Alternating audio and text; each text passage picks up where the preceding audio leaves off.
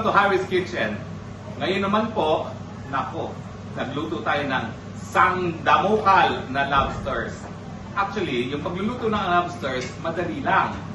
Tubig, pasingaw sa tubig, steaming, in other words. Pero tingnan nyo, ito yung mga hindi na namin nailuto pa. Napakadami kasi yung mga lobsters. Yan, okay? Pero, tingnan nyo naman, ito na mga naluto namin. Ha? Hahawakan ko ng tela para lang makita nyo. Okay? Lobster number 1. Ano ba yan? Si lobster number 1 ay ganitong kalaki. Okay? Yan. Ay, naku, naputol na yung kanyang mga paa. Okay? Pero, ayan ang lobster number 1. So, umanap nga tayo ng lalagyan ng malaki. Hindi ko alam kung saan natin ilalagay ang lalagyan ng malaki.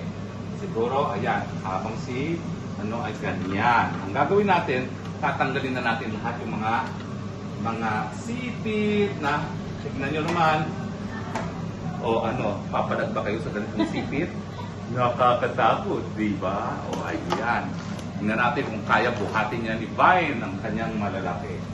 Lobster number 2. Sir, di ba yun? Okay. Lobster number 2. Ayan. Naku, tignan nyo naman ganong kalaki ang ating lobster number 2.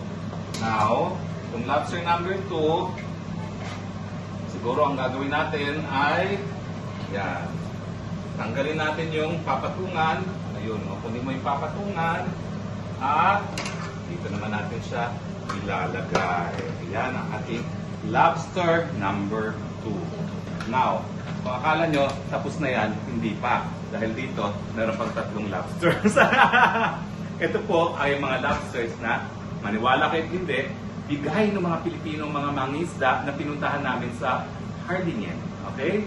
At ngayon ata parang 20 lobsters na kalalaki yung mga binigay nila. Nagkataon naman, may birthday. Kaya saan ka man nakakita ng napakabongga na napakadami pang mga lobsters. Ang aking linuturo ngayong gabi bukod dito ay rabo de toro, pero hindi ko na naturo sa inyo kung paano gawin. Pero ito po ay Spanish dish din. Sarap na to. Sarap. Bungtot. At ito po ay red wine based. At saka syempre pressure cooker. Pero tsaka na po natin anuhin yan.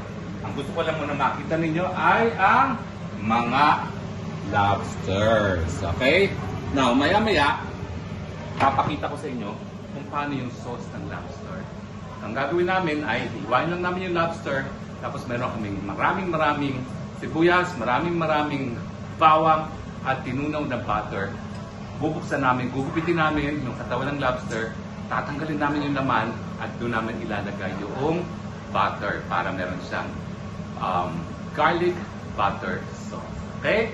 Pangalan nyo, ating onion garlic butter sauce para sa lobster. Ano lang po ito, sandamukal din na garlic, sandamukal din na onions, at saka butter na itinunaw. Now, napakasarap po nito, no? Dahil ito talaga yan, lahat yan ay butter. Now, ang gagawin natin, ito na yung lobster. So, ang gagawin natin ngayon, napakalaki kasi. For presentation sana, we could preserve the head. So, hindi ko lang alam kung paano gagawin natin. Pero ang gagawin natin ngayon, kita nyo, lalaki niyan.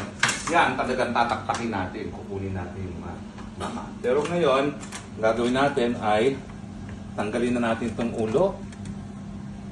Ha? At tanggalin natin ang ulo. Babalik din natin yung ulo para sa presentation later on. Ha?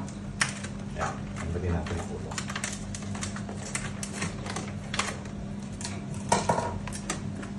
Okay. Oops, mainit.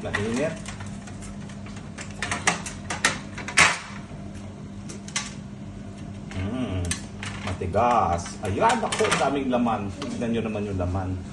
Tikman nga natin. Napakasarap ang laman. Okay.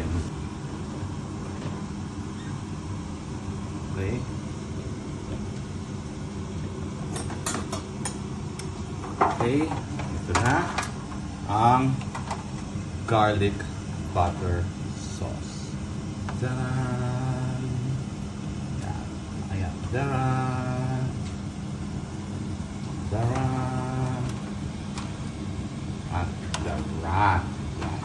Okay?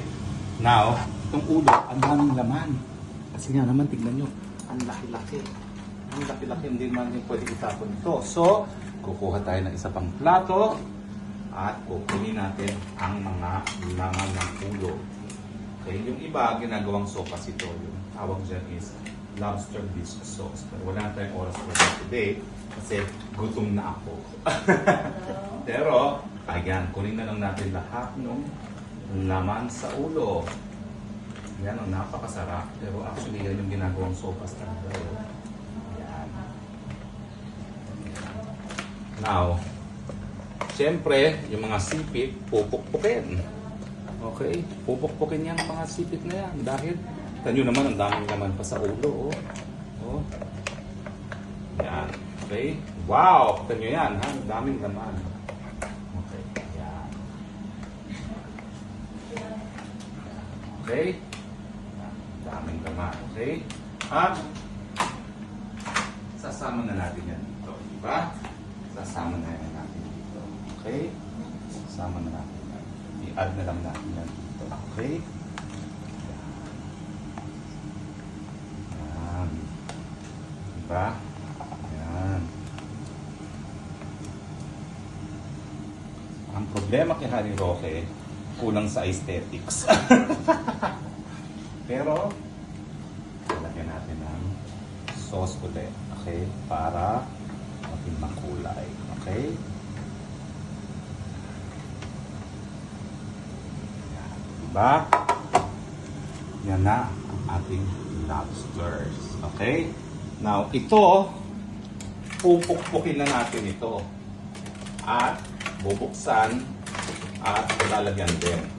Pero, at least, kita nyo naman, sa laki ng claw na yan, mas marami pang laman kaysa dun sa katawan.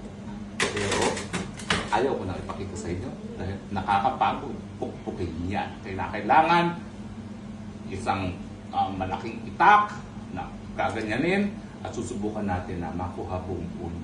Okay? Tignan natin mamaya. Lahat ng laman, tinanggal muna namin yung laman ng ulo at lahat ng laman sa lahat ng sipit ay linagay namin dito. Tapos sinagyan namin ng sauce. So, ito na ang lobster with garlic, onion, and champagne sauce. Daran! At syempre, huwag niyong kakalimutan, ang sikreto na masarap na pagkain ay may pag-ibig at walang sumbat. Kain na! Lahat ng mga laman sa mga sipit at mga iba pang parte ay tinanggal namin, lininis namin yung ulo at linagay namin sa ulo at syempre may konting arte para maganda tignan. Alam niyo naman, ang luto ni Harry Roque hindi lang masarap, maganda pang tignan. Pero syempre, ang pinakasikreto sa masarap na putahe, may pag-ibig at walang sumbat. Tara na, kain na tayo!